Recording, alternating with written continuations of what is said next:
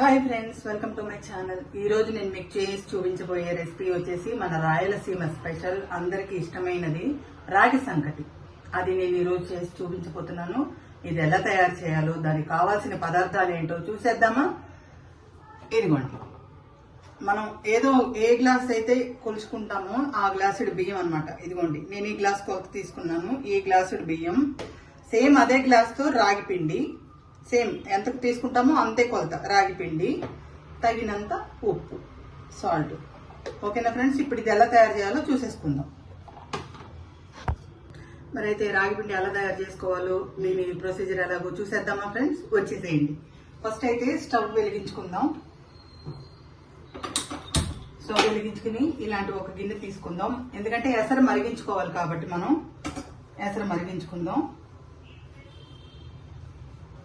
First అయితే మనం ఈ గ్లాస్ బియ్యాన్ని కడిగి మీరు ఒక అరగంట నానబెట్టుకోండి. నేను ఆల్రెడీ నానబెట్టి ఉంచాను. ఇదిగోండి, ఇట్లా నానబెట్టుకుని ఉంచుకోవాలి. సో ఇప్పుడు ఏ కొలత అయితే తీసుకున్నామో 4 గ్లాసులు నీళ్లు కొలుచుకుని పోసుకోండి. 1 2 3 4 గ్లాసులు వాటర్ పోసుకుని ఇది బాయిల్ అవ్వాలి. బాయిల్ అయ్యే వరకు వెయిట్ చేద్దాము. మనం వాటర్ మరుగుతుందండి, చూద్దామండి. ఇలా మరుగుతున్నప్పుడు మనం కడిగి నానబెట్టుకున్న బియ్యాన్ని ఇలా వేసేద్దాము.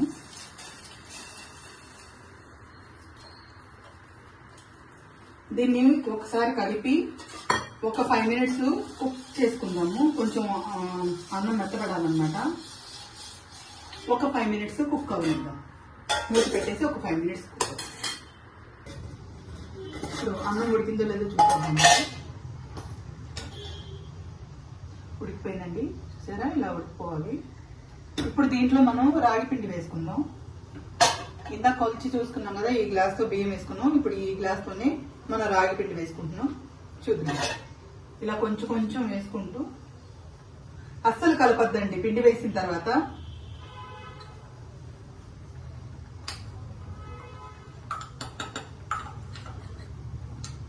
సో ఈ గ్లాస్ రాగి పిండి వేసేసాము.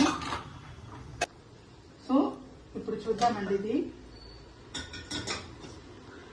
ఇట్లా మెదుపుకుంటూ ఉండాలండి. లో ఫ్లేమ్లో పెట్టుకొని బాగా కలపాలి. పిండి అంతా అన్నానికి పెట్టుకునేటట్టుగా బాగా మెదపాలి. చూసారా ఎంత వేడి వేడిగా ఉందో. మొత్తం పిండి మొత్తం కలిసిపోయేలాగా బాగా బాగా బాగా బాగా కలపాలి. ఇలా ఇలా మెదుపుకోండి. వేడి మీద తొందరగా మెదుగుతుంది.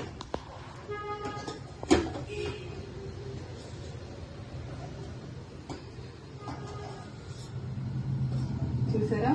ఇట్లా రావాలన్నమాట. ఇలా రావాలన్నమాట.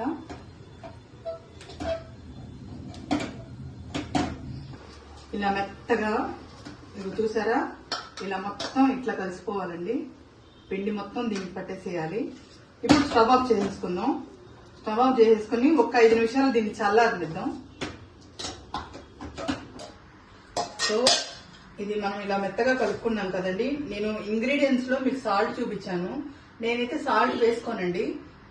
కర్రీలో మనం ఆల్రెడీ సాల్ట్ ఉంటుంది కాబట్టి, నాన్ వెజ్ తినే వాళ్ళకి నాన్ వెజ్, వెజ్ తినే వాళ్ళకి గ్రేవీ కర్రీస్ ఏదైనా చామదుంపల పులుసు కానీ, కాకరకాయ పులుసు కానీ, ములక్కాయ టమాటా పులుసు కానీ అలాంటి వాటిలో సరిపోతుంది. నేనైతే వేసుకోను.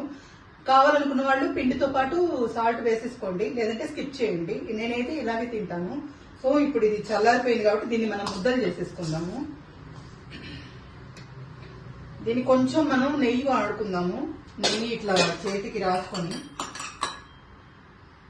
నెయ్యి అక్కర్లేదు అనుకున్న వాళ్ళు కొంచెం తడి చేసుకోండి, నీళ్లతో తడి చేసుకొని ఉండలు చుట్టేసుకోండి. ఇట్లా అది చేయంత పట్టేటట్టుగా వేసుకోండి.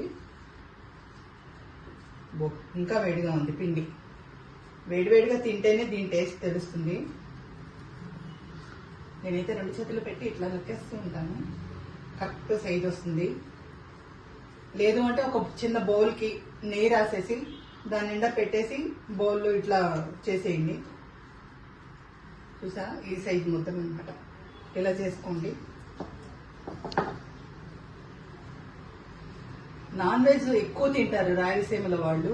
సో మేమంటే ఓన్లీ వెజ్జే కాబట్టి ఇలా చేసుకుని తింటాము. ఎవరికి నచ్చింది వాళ్ళు చేసుకుని తినండి. దాంట్లో హెల్త్కి చాలా మంచిది రాగి పిండి. ఇలా వీక్లీ వన్స్ ఒకసారి చేసుకుని తినండి.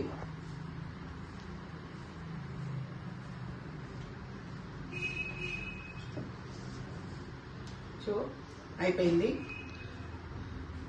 సో ఈరోజు నేను మీకు చూపించిన రాయలసీమ స్పెషల్ రాగి సంకటి రెడీ అయిపోయిందండి.